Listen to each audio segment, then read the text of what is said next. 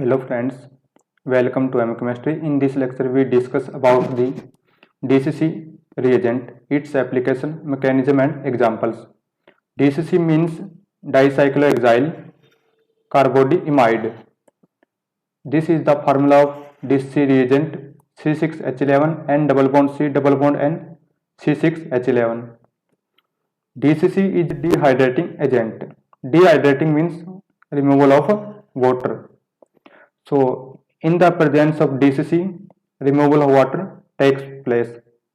Application of DCC reagent. First application is the esterification, means ester formation. Second, amide linkage. Next, etherification means ether formation, anhydride formation, peroxide formation. And next, alpha beta unsaturated carbonyl formation by beta hydroxyketone. Beta hydroxycarbonyl in the presence of DCC. And next and last application is the DCC plus DMSO gives Moped oxidation. Moped oxidation means oxidation of alcohol. So we now discuss these reaction. हमारे पास carbolic acid है and alcohol है and carbolic acid and alcohol react in the presence of DCC and pyridine base gives ester. This is the esterification reaction. Mechanism of this reaction. This is the carbolic acid and base obstruct the acidic proton and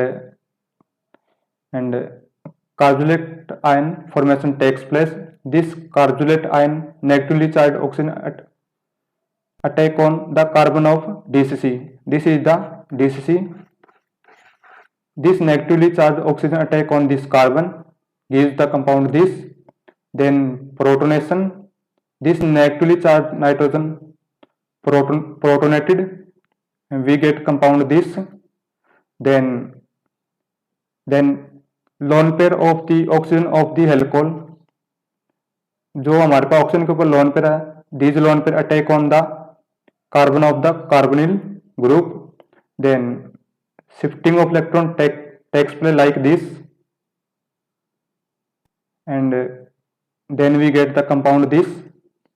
And after that, these electrons shift to this oxygen. So, and again these lone pair on the oxygen shift to this bond, and this bond shift to air, and this proton remove and these electron shift to oxygen and oxygen become then neutral, and these bond shift to nitrogen. So then this bond shift to nitrogen, then the negatively charged on the nitrogen, and this nitrogen get this proton from air.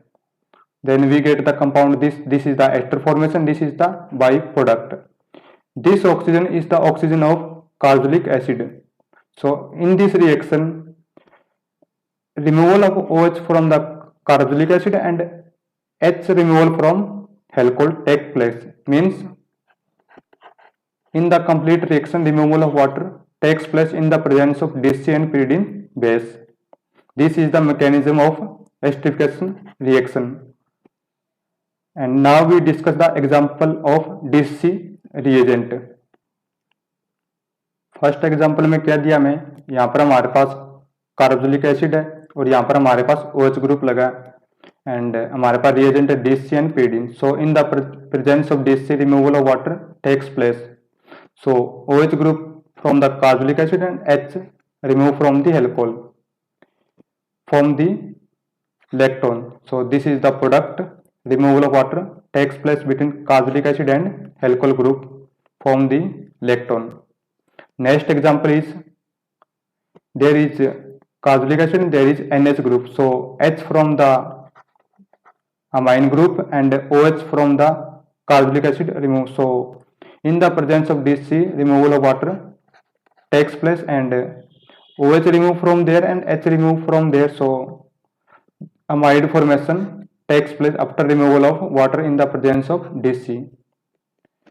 And next example is the reaction between two alcohol in the presence of DCC gives ether formation by removal of water.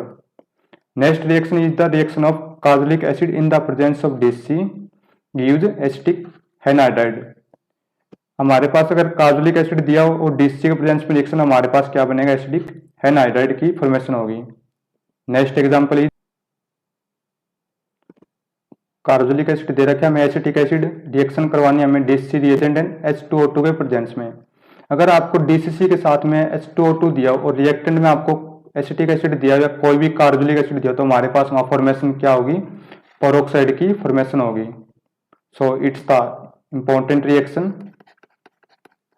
अगर DCC और H2O2 साथ में दिए तो हमारे पास वहां peroxide की formation होगी। नेक्स्ट एग्जांपल इज, ये हमारे पास क्या है, बीटा हाइड्रोक्सी